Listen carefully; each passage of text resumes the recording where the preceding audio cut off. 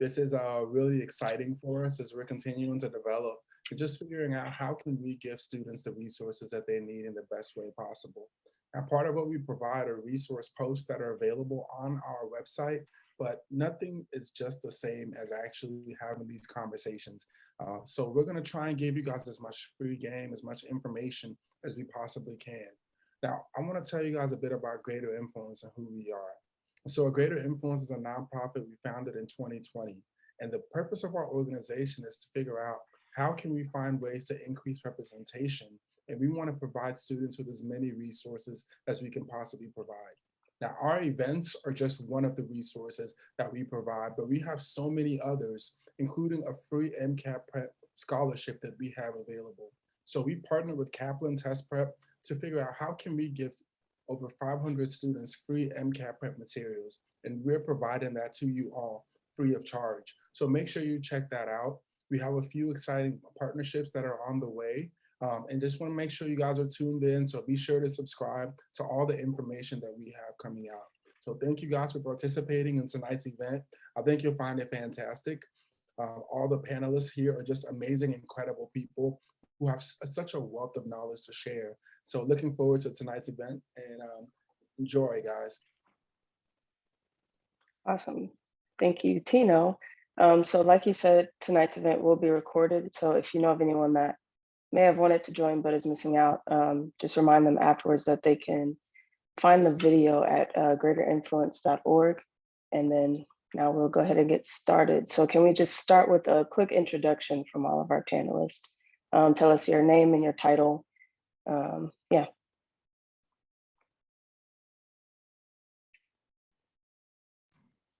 I don't know. Yes, I can start. Go, yeah. I can start. I'm Brittany Richardson. I'm a physician at U of L. My department is family and geriatric medicine. I practice both family and sports medicine. I'm assistant professor at the university, clerkship director for family medicine, and I sit on the admissions committee. In addition to that, I'm a team physician at U of L. My sports are football and women's basketball, and I'm the associate program director for the sports medicine fellowship. And I'm happy to be here today. Hopefully I can answer some questions and get some good information out there. Glad to have you.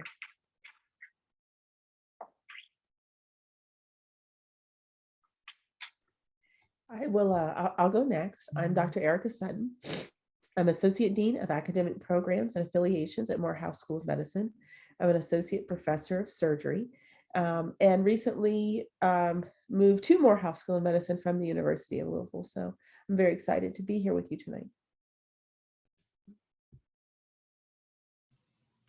Good evening, everyone. My name is Kiana Fields, and I am a coordinator for the Health Sciences Center Office of Diversity and Inclusion at the University of Louisville.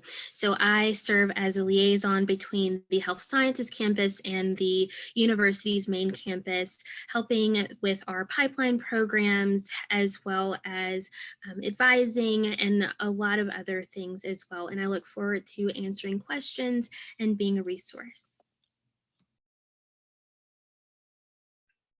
Hello, everyone. My name is Ryan Simpson. I'm program director with the Health Science Center Office of Diversity and Inclusion with Kiana at the University of Louisville. And within our office, I help with a lot of our trainings, work on some of the structural issues at the HSC in the university, and then assist my colleagues in some of our programming as well. Awesome. We are very lucky to have all of you with us today. So we'll just start out with some pre-prepared questions, and then a little later, we'll open the floor for any attendees that have any questions they'll have an opportunity to ask.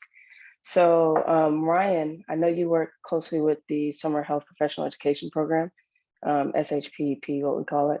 Could you tell us a little bit more about what that program is and the opportunity it provides for students? I'd be happy to co-answer that question. Kiana actually runs the show. So I think we can both do that if that's all right. But I would say it's a Summer Health Professionals Education Program. Universities had this for a good decade and a half at least. And we're one of 12 sites, I think. I'm just gonna let Kiana, because she knows more about this than I do, but I'll back her up.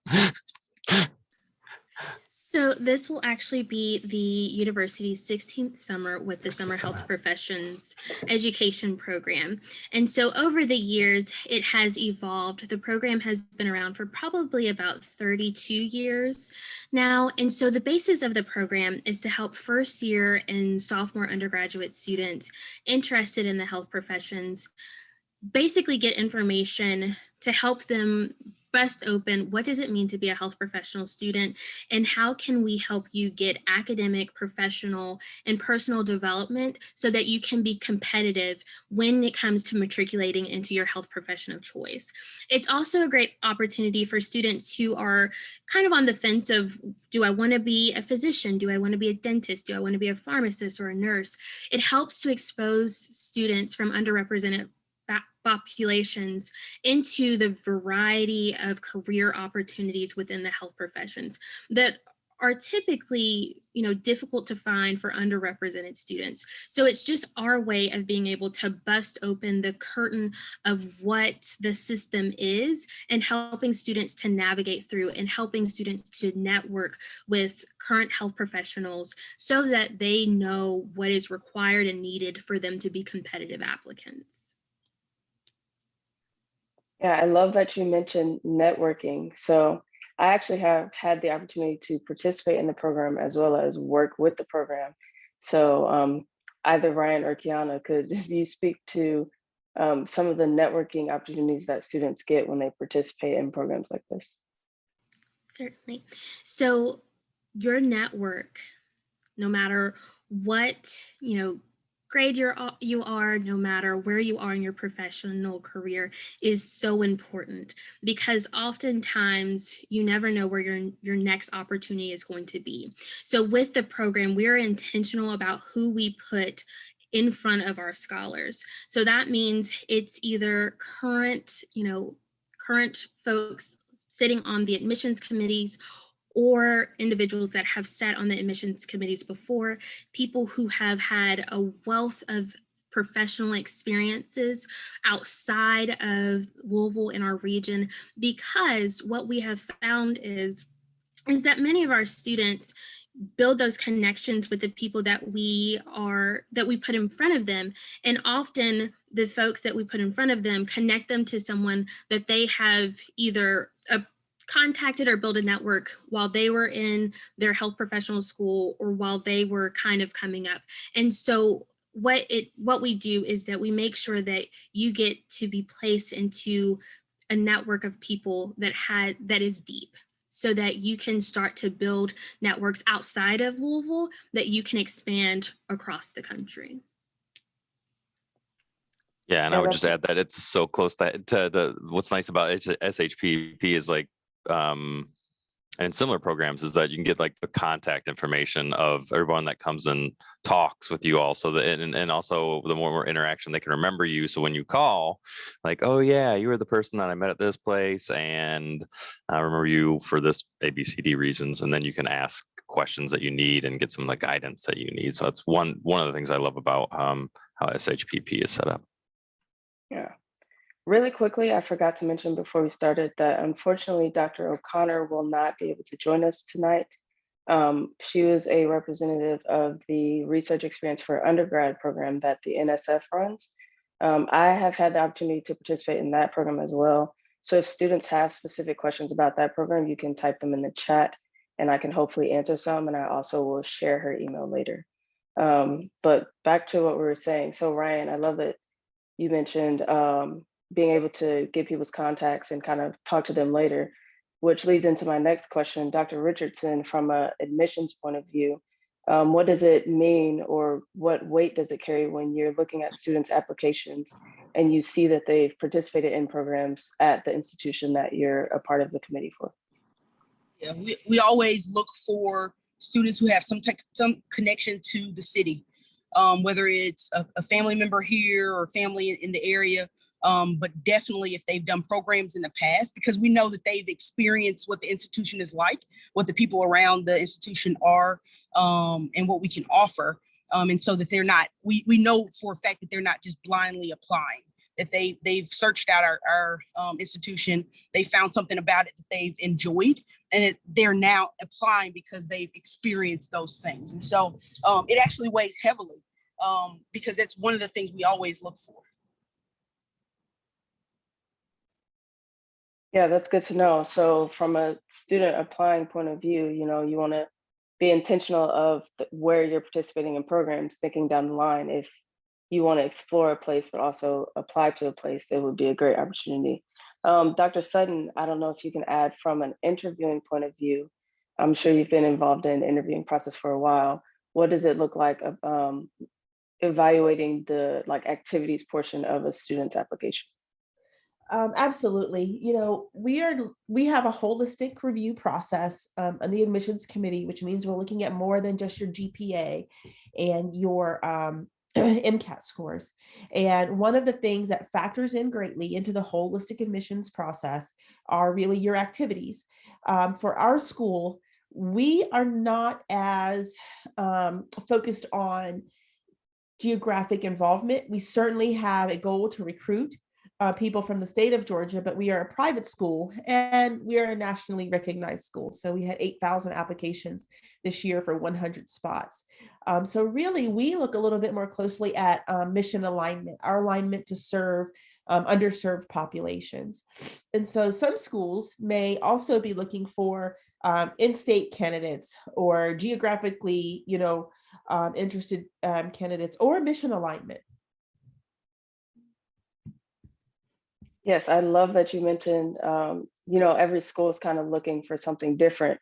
So though, like today here we have SHPP represented, and the REU program is a research program.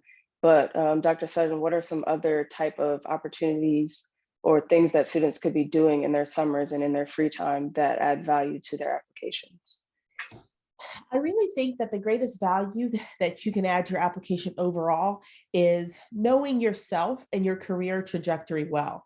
So for me, if you've participated in a basic science lab, but have zero interest or desire to do basic science, but really wish you had worked at a free clinic, I much rather see that you did something to answer the question about the kind of doctor you want to be.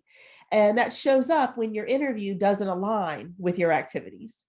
And so I think that there's just a wide range of summer experiences that are meaningful, but the most important ones are meaningful to you. And that is a great way to put it. If you can't speak on it, it doesn't really hold much weight. Kiana, earlier you also mentioned you work with pipeline programs through the HSC campus here at U of L. Can you speak in general of what a pipeline program is and ways in which students might be able to find those? So generally, a pipeline program is a program that introduces you and kind of helps you matriculate into their specific health professional school, medical school.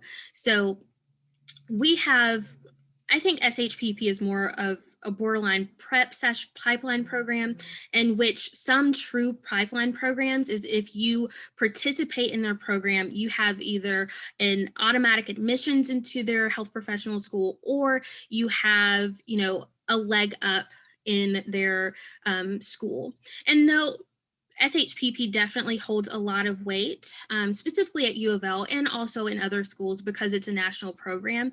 When you're looking at programs, you want to make sure that they are a program where their program will really hold weight when it comes to your application. Not only is it helping you to get exposure into what their school is, but it holds some weight when you apply. There are times where a university may have a program, but they don't really invest a lot of time or energy or stock into that program. So when I'm talking about pipeline programs, it's really a program where a school is investing in you, not just for the summer, but for the long term. They expect you to go to their school. So a good one, that is a true pipeline is the University of Tennessee. They have sort of like a prep program program that goes from their first year to their senior years. And there's different programs throughout the country that has that. So that's what I mean by pipeline programs. On the other hand, there's things like prep programs where it gets you prepared for future programs and it gets you exposure, which are just as good, but there are differences. Makes sense. And then Ryan, I don't know if you want to answer some and shoot to Kiana, but I know with SHPP, there's a focus on exposure for students. So in classroom settings with lectures, but also being able to like shadow physicians and things of that nature. Could you speak to that a little bit? Yeah, I think the way it's set up and the way Kiana and our colleagues have enhanced it as well is to really, I think a lot of students come in having this myth about what medical, nursing, pharmacy, et cetera, is like. And so part of SHPP and some other programs is to give like, this is the reality of what it's like. This is what it's like to be in a classroom.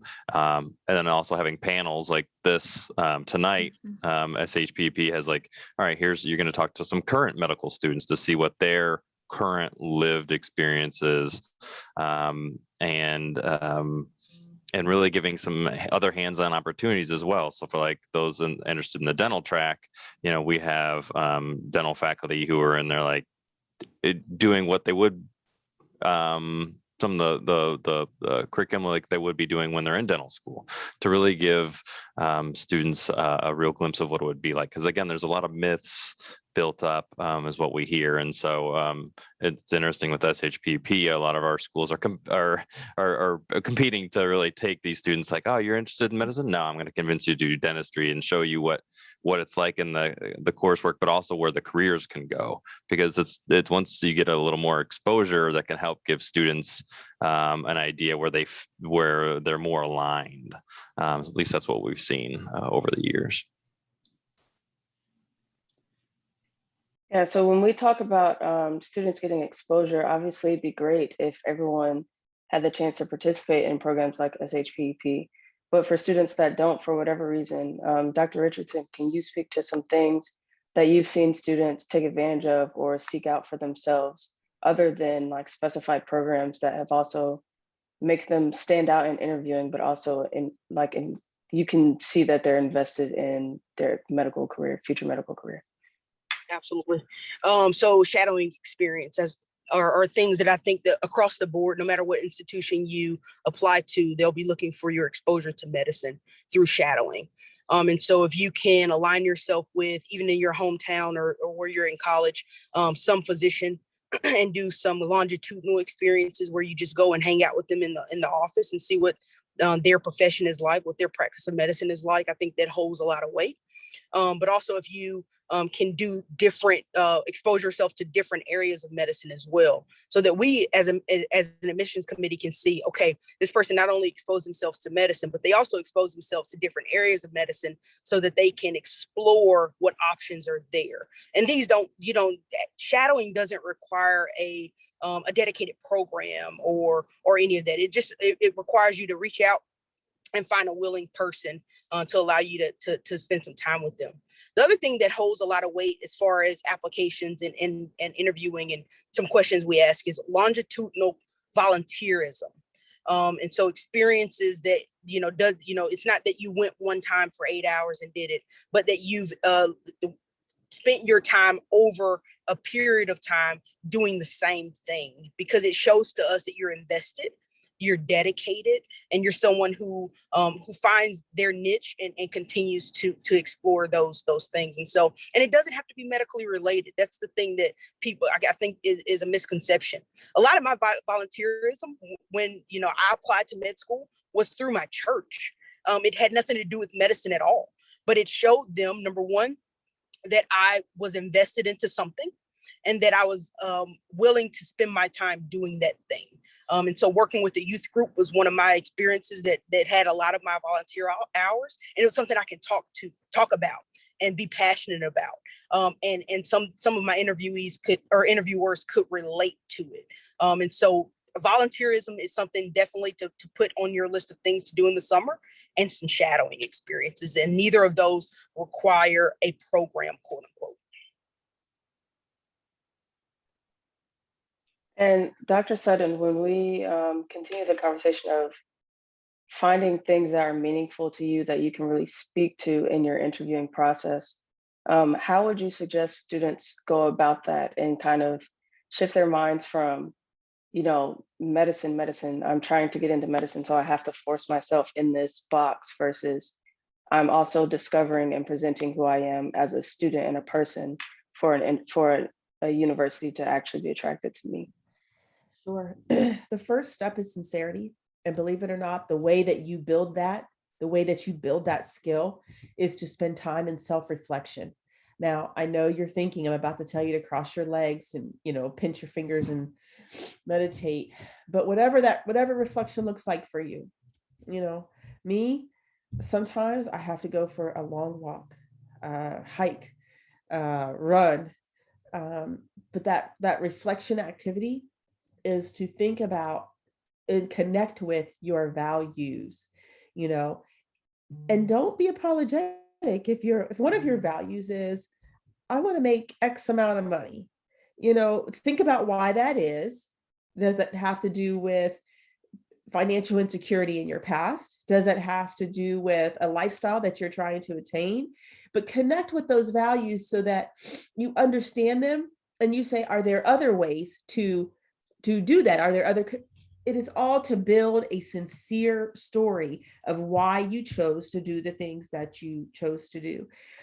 The other thing is that there are some tricks that allow you to be very intentional as you are on the path to applying for medical school. So whatever that experience is that you choose after self-reflection, is to upfront discuss your intention to apply for medical school and your desire to receive a letter of recommendation in support of that application. And that helps frame why you're doing the activity, what you hope to get out of the activity, and what you're hoping to show the person that you're shadowing with or that you're volunteering with over the course of your time together, so that it can be in the letter. If that's uncomfortable, practice with your mom. Your mom's going to say yes. Practice with your best friend. They're going to say yes. We may not be as impressed with a letter from your mom, but practice how you ask. And that'll allow you to be deliberate and stay on your path for medical school, but build in that sincerity if you're choosing something that's meaningful to you. Yes, I love that you mentioned letters of recommendation as well. So maybe not so much with SHPP. I don't know if you would agree, Ryan, but with research programs especially, they provide a huge opportunity to connect with oftentimes a major name in science that you've worked with for 8 to 10 weeks and can write you a great letter of recommendation. So that was something I wanted to touch on if Dr. O'Connor was able to join us today. But moving forward, when we think about just being genuine in interviewing processes and being able to present your truest self and what you're passionate about as a student, but also as a future physician, as a student, as a person. Dr. Richardson, can you speak to in the interviewing process, and then when you deliberate with the admissions committee, what are things that really just make students stand out and make people in the admissions process really vouch for a student? I think there are several things that we look for and things that make students stand out. I think one is sincerity. I think Dr. Sutton hit on that a little bit. It comes out. If you're sincere and authentic, we can tell. If you're putting on airs and acting, inauthentically, then we can sniff that out pretty quickly. I think that you have to be thoughtful in your responses. Take time, listen to what the interviewer is asking you, think through that question, and then respond thoughtfully. It's something that we definitely look for and can set some students off apart from others. Be relatable.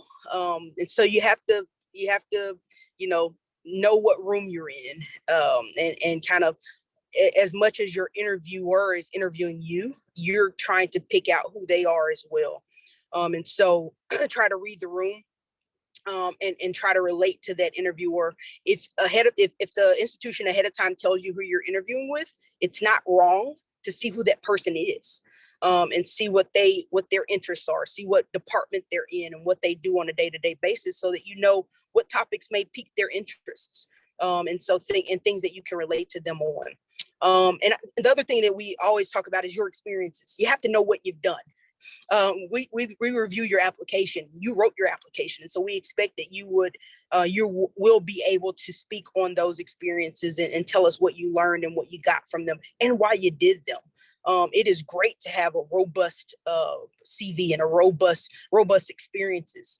It's another thing to have very empty experiences. You can have 100 hours of shadowing, but if you can't really speak to it and how it affected your walk in, getting to this point and getting to applying to medicine, then it doesn't really offer us anything. And so make sure those experiences they mean something to you. You're not just doing it because somebody told you have to. Find something in it that you like, and then be able to talk about it. So that those things are some that we during the interview process can kind of pick out and can set folks apart. And when we get together as a group, we discuss the applicant. We talk about the things that were revealed during the interview. And if you're somebody who you really connected to, we think there's going to be a great doctor and is going to take great care of patients, then we will say that. The other thing I'll say that I didn't say earlier is a lot of times in these pipeline programs or programs like SHPEP, there are non-voting members of those that are related to those programs who sit on the admissions committee. And so Kiana is at the admissions meetings. And so if you did this program and she knows you, then she may not vote. She may not be able to vote, but she can surely speak to your character and what you showed them during that program. And so keep those things in mind too when you're thinking about what you're going to do with your time in the summer and going forward in your path to applying to medicine or science in general.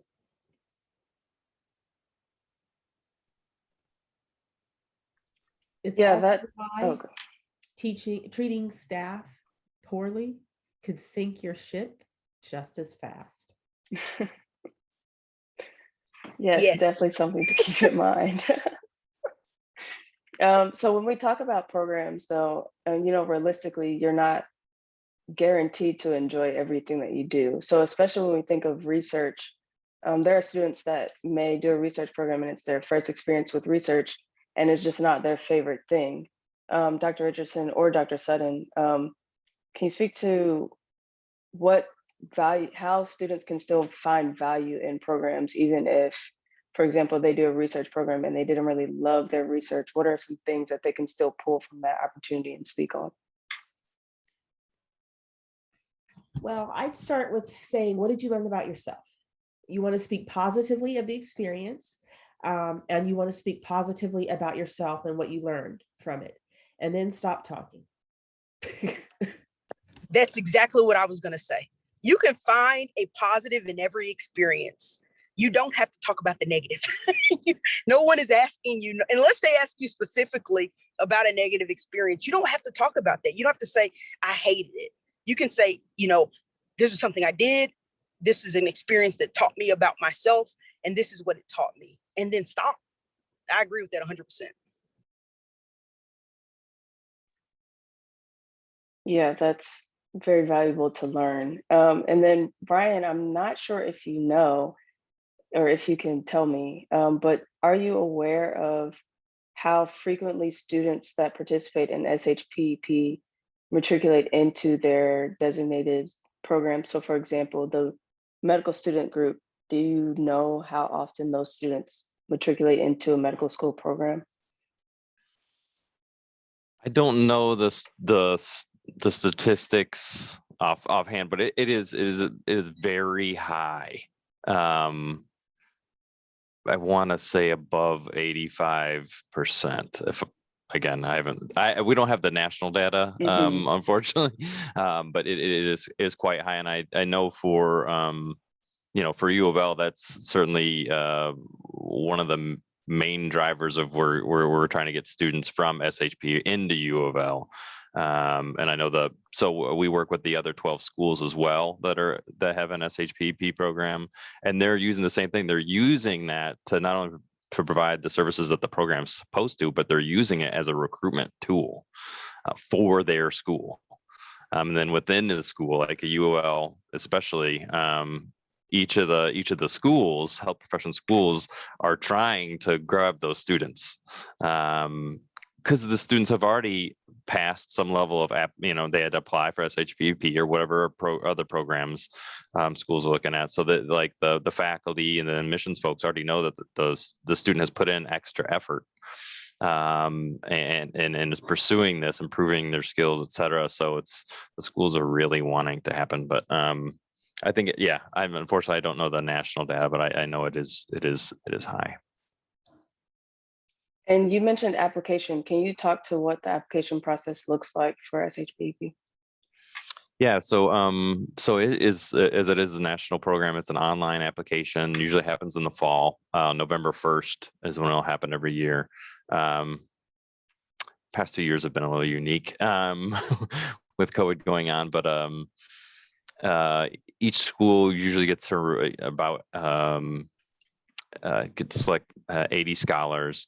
And so again, it's similar, like students are submitting their transcripts. There's a personal statement. So that's another thing that like needs a lot of attention for applying for medical school too, is the personal statements.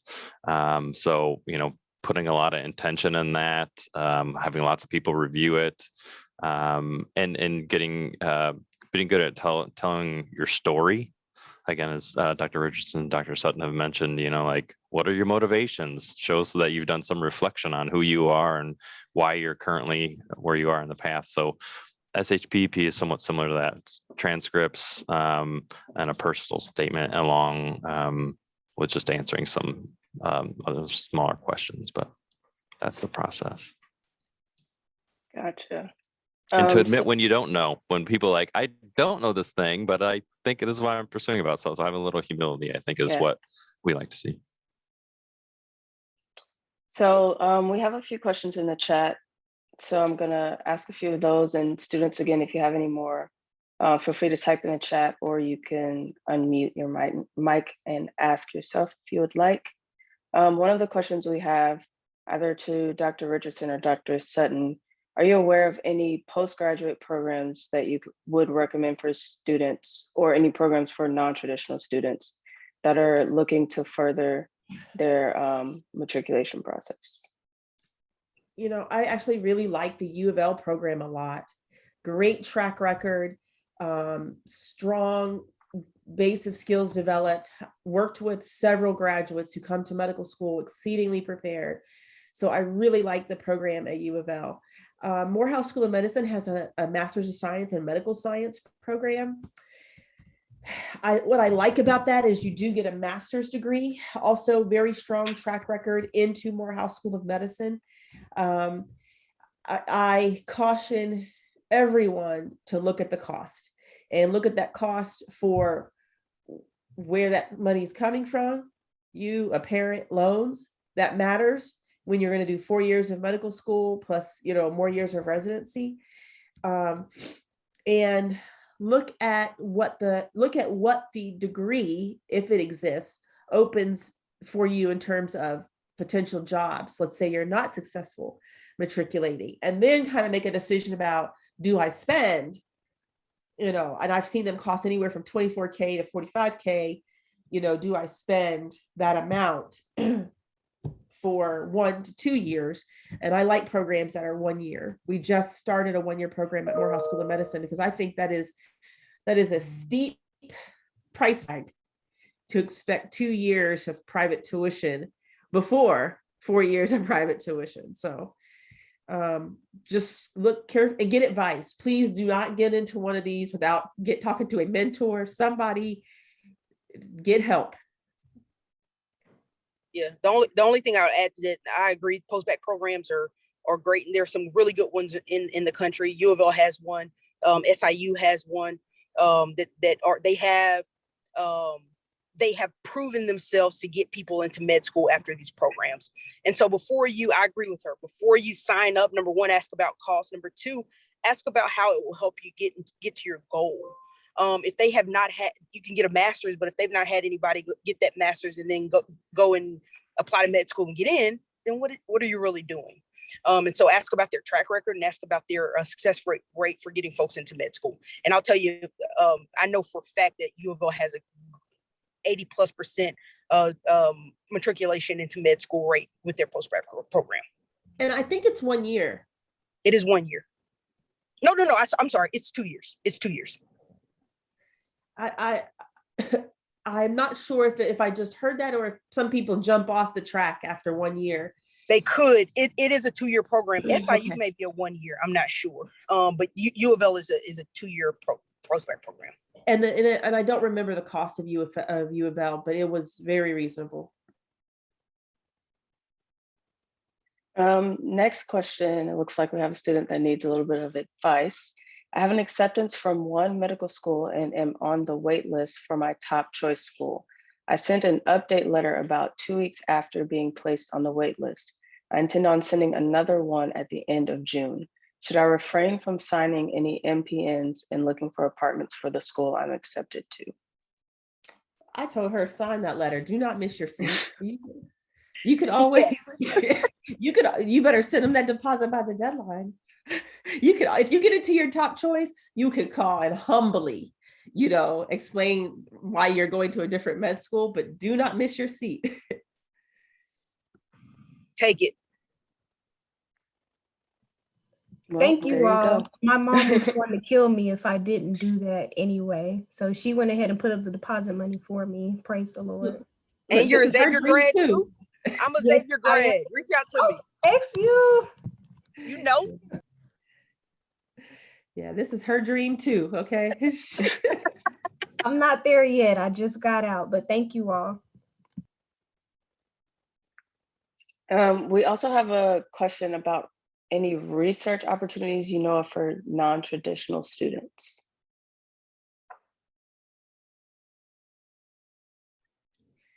So part of one of our pipeline/pathway programs, we're kind of, converting our lingo over because there are multiple entrance and exit ramps in a pipe, so anyway, that's not me, that's what I heard. But one of our pathway programs is our MS. We tend to have non-traditional students in that program, but we have research opportunities with that program as well. What I would suggest, if you're not a part of a program that is more difficult and access to those are more difficult, and so you'd have to look within the company, either their website. Oftentimes a company will have a foundation through which these experiences will be funded and offered. So if you're sort of looking for something that's not already a part of a program, then that's how I would suggest you search for those.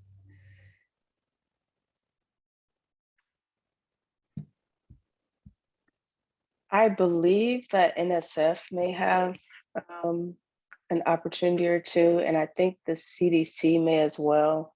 But yeah, you just kind of have to, from what I've seen other students do, they kind of just look into major research foundations to do so. Any other questions from students at the moment?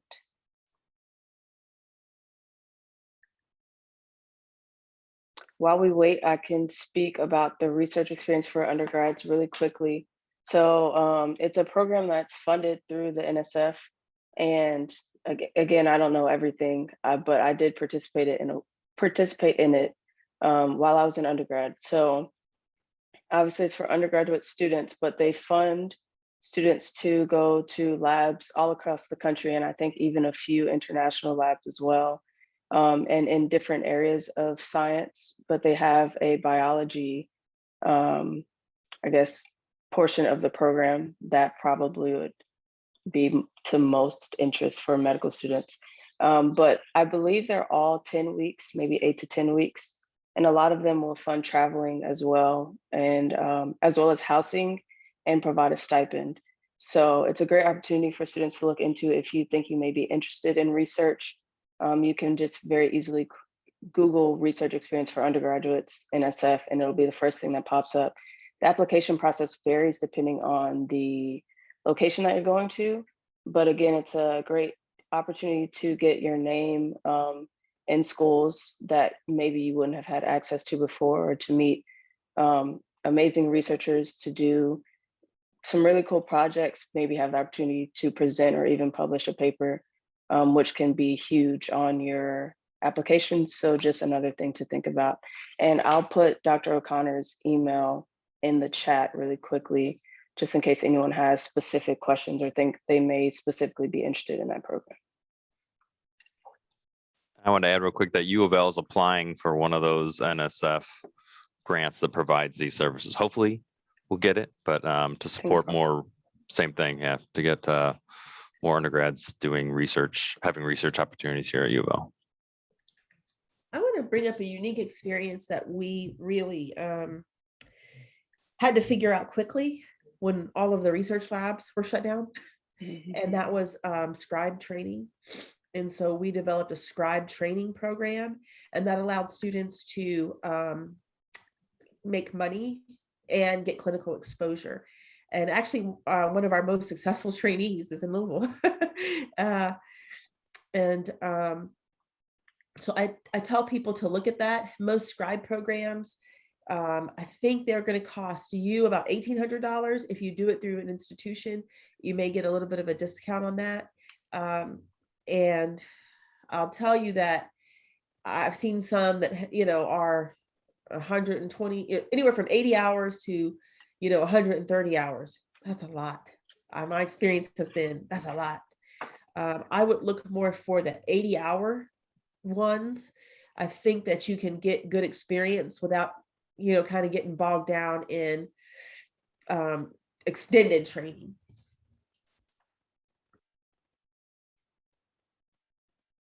Yeah, I know a few people in my medical school class now that actually scribed beforehand. Great way to see a lot of different things, as well as get to meet some physicians, ideally in a place where you'd be interested in going to school. We have a couple. It looks great on to the admissions committee. It's one of the things that we definitely highlight when a student has done some scribing. Yeah. A couple more questions. So we have, hello, as a non-science major, I have heard from several advisors that admissions committees prefer students who are science majors and have shown strong performances over several science classes, rather than just having a strong performance in just the requirements listed on their site. Is that true? I guess Dr. Richardson. I can't speak to every institution, but I've just finished my 4th admission cycle at University of Louisville, and that's never been the case. We don't really discuss majors. As long as you've had the required courses and you've been successful in those, that's what means more to us.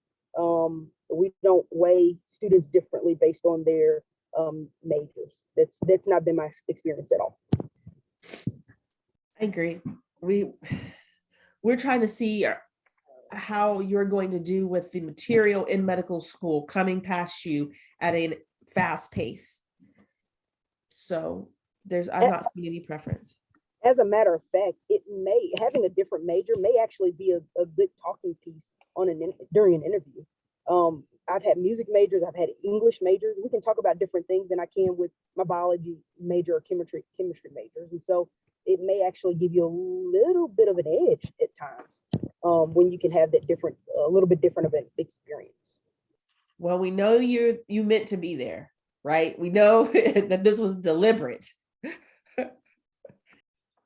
Another question, other than through summer programs, what are ways to get in touch with medical schools so that they can have an idea of who you are before they see your name in the admissions office?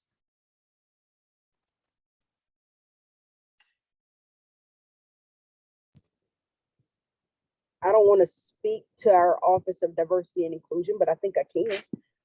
I think reaching out, if you can find a contact within the Office of Diversity and Inclusion or whatever institution you're interested in, just send them a quick email telling them that, you know, who you are and that you're interested in their institution.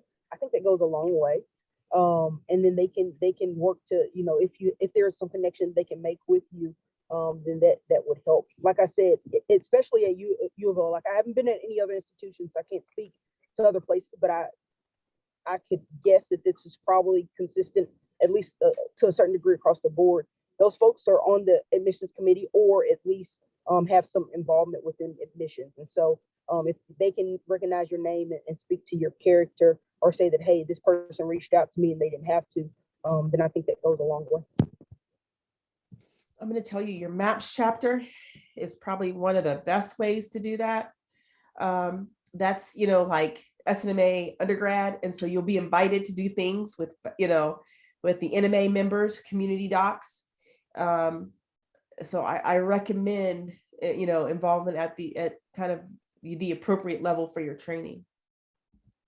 Again, it's that networking piece. The more mentors, the better. Yeah, I'll second that with MAPS. That's, you know, the admissions staff go to those meetings and talk to the students. And then there's other, there's other similar student organizations where the admissions folks go to talk to. But I also know students have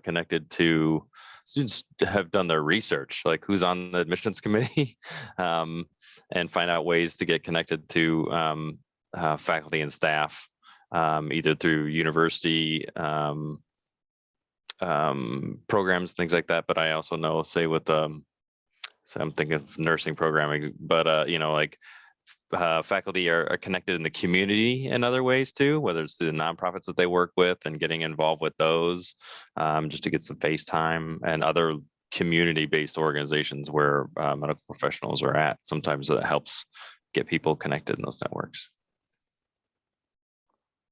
And then we have a student with their hand raised. Mackenzie, you have a question? Hi, yes. My name is Mackenzie Joseph. I'm from Richmond, Virginia. I went to VCU for undergrad, and I'm doing a master's right now in medical laboratory sciences. I kind of wanted to go off the question that the other student had about science major.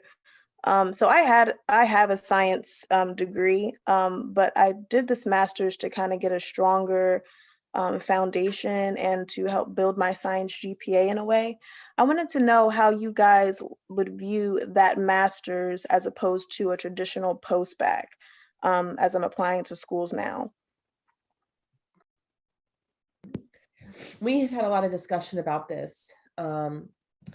And we, again, expect your GPA to be very strong. We find that the GPAs are actually a little higher in, you know, post-bac and master's program. I've seen them regarded really, you know, and looked at equivalently, a post-bac versus a master's.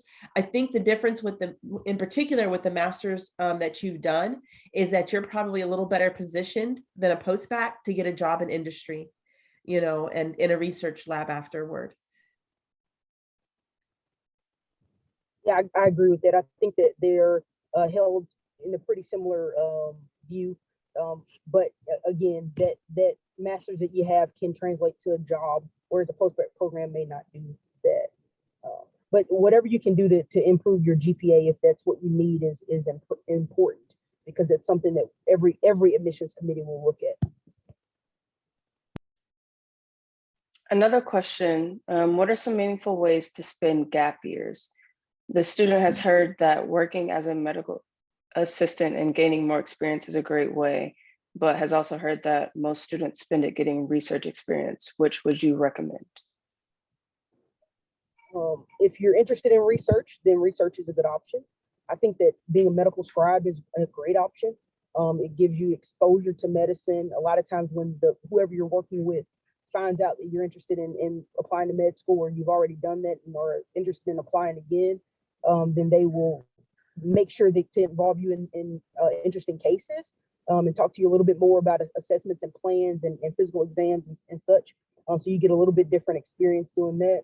I've had students who worked as medical assistants, and that's fine to do.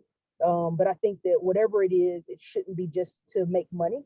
It should be to build and boost your CV, as well as get more experience in the field that you're trying to pursue. And we have looks like the last question as of now.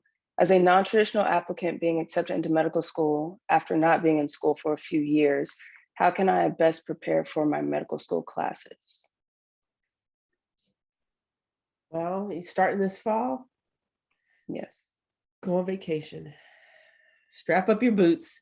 There's nothing you're going to do now except just enjoy these last couple of weeks and, prepare to buckle down and work hard. The part that's going to be all new is that in class all day, study after that, that's going to feel different. Now, I will say medical education is a little different, meaning that we try to build on a lot more self-directed learning time, a lot more unscheduled time. But, at this point, relax and find the things you enjoy doing, do lots of that. Yeah, I think I would agree. Well, now what about, so U of L has the The pre-matriculation program. pre-matriculation program. Now, and I know there's some research behind that, like as far as those that have done pre-matriculation they're already way ahead of their peers as far as getting in the cycle of like working hard like crazy and studying. So any kind of exposure like that, and I don't know how many other institutions have that, but certainly I would agree. Got to get some rest in before a hard year's work, but also getting some exposure of like what it's gonna be like. You said it exactly right. The pre-matriculation program is about preparing your study habits. And it gets you warmed up for the study habits that you will have to display from day one, hour one. Yes, I can speak to that personally. I made the mistake in the beginning of pre-matriculation of like focusing too much on the evaluation and the grades and not really as much on developing the habits. You have to find that balance of getting the exposure and developing the habits, but also still finding the time to enjoy your summer, because we don't always get that break. So PMAT's great, but you find some time for yourself too. And assuming the pre-matriculation program is still similar to what I experienced when I matriculated to med school, it's also an opportunity for networking. And Yes. so there were panel discussions, and also you're doing this program with other students who will be entering their first year of med school, just like you. And so it was a great time for me to meet friends and have allies while, getting ready for med school, which was important to have those relationships. Yes, for sure. Do we have any more questions from students? Mackenzie, hand raised? Yes, thank you guys for answering my previous question. I wanted to ask, what are some things that really stand out to you guys when you're reading applicants' personal statements?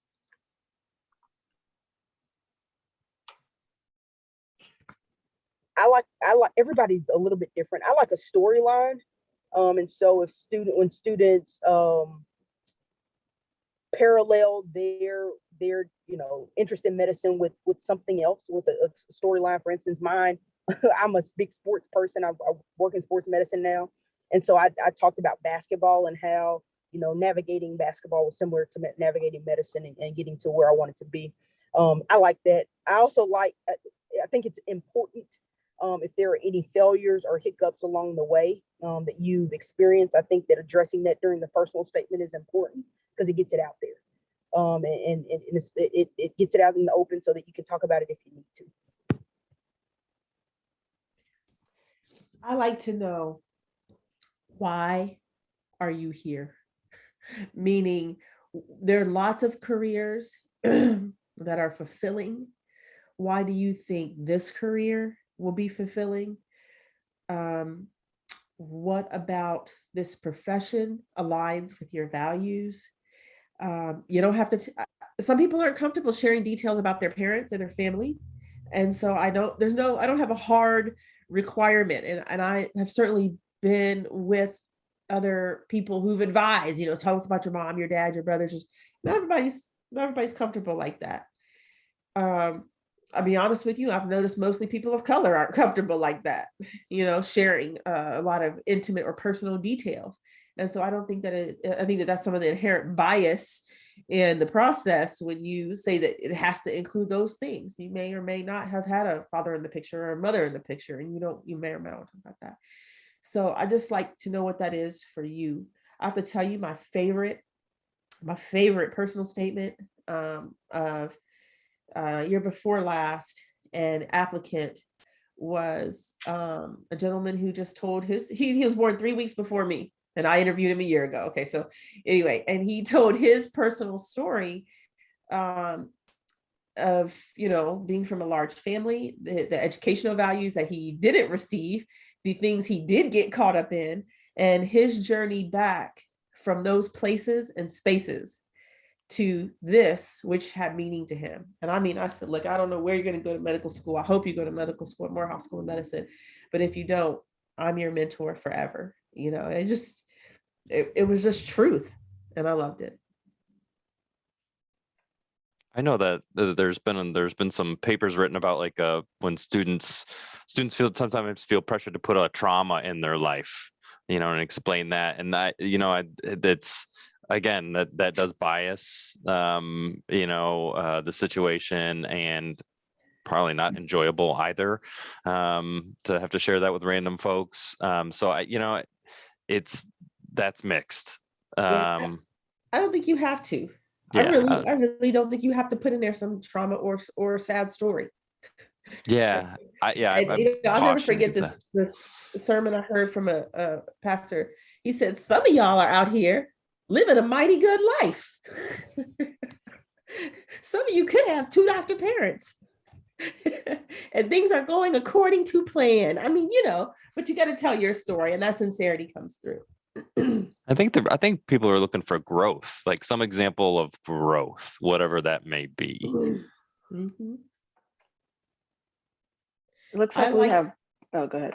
I'd like to see how you interpret the things that are happening in your life. I just want to hear what you're thinking. Looks like we have one last question from the chat. Of the biomedical science master's programs that you mentioned earlier, are you familiar with them? Yeah. Yes. It's called a Master's of Science in Medical Sciences, and it's on the Morehouse School of Medicine website, msm.edu. But I'm going to tell you, remember what I said. It's regarded the same as a postbac. Look at the price, look at the time, make your choices. I like the medical sciences, laboratories. I like that. That gives you a place to go for sure when you are done. So there's lots of ways to do it, lots of master's programs to do. Great. And on that note, we will wrap up. Oh, just kidding. Okay, one last question. Alexis has raised her hand. Sorry, it was just easier to ask than type in the chat. But I've kind of mapped out, I have 2 semesters of courses left before, I take the MCAT. And I kind of wrote out like a game plan based on like what my science GPA was and what my MCAT score would be. What MCAT score do you guys recommend that individuals should retake the MCAT? And then the other question was, I was told it doesn't look good to retake the MCAT too close after you took it the first time or something. Like, I was told it hurts you more than helps you or something. That's a level of psychology I'm not familiar with. That's deep. Okay, that's deep. I think I will tell. Most admissions committee have a cutoff of 495 to interview you. We hope that the schools don't have a cutoff, but we know that many of them are using a number. You can work around that with phone calls or somebody saying, "Hey, look at this applicant," and similarly, we know that 500 to 505 is often, kind of getting admitted. I say that because at that point, I again recommend you get advice. establish a mentor relationship if you don't have one already, and get advice. I had a student who came in my office with a 493, but this student was amazing. And I was like, and she had this detailed plan about her gap year altogether. I sat there, I listened to her whole thing, and I said, I want you to apply here, here, here, here, and here. And she got in at several schools. I say that because that's the beauty of holistic admissions, is that it's not just a number, and it's not just a cutoff. It's about the whole you, but you need a mentor to help advise you based on that score. Okay, thank you. This was really helpful. Alrighty. Thank you to all of our amazing panelists for joining us tonight. Again, everyone, if you would like to share this conversation with anyone else, it will be posted at greaterinfluence.org once we hang up, so later today. Please stay tuned for our upcoming panels. We'll share everything with our plans on our Instagram page and on our socials, as well as you should sign up to become a member, and you'll get emails about all the things that we're doing. Thank you again for joining us, and have a great evening. All right. Much love to my fellow panelists. Great to see you. Good to see you guys too. Bye-bye. Bye.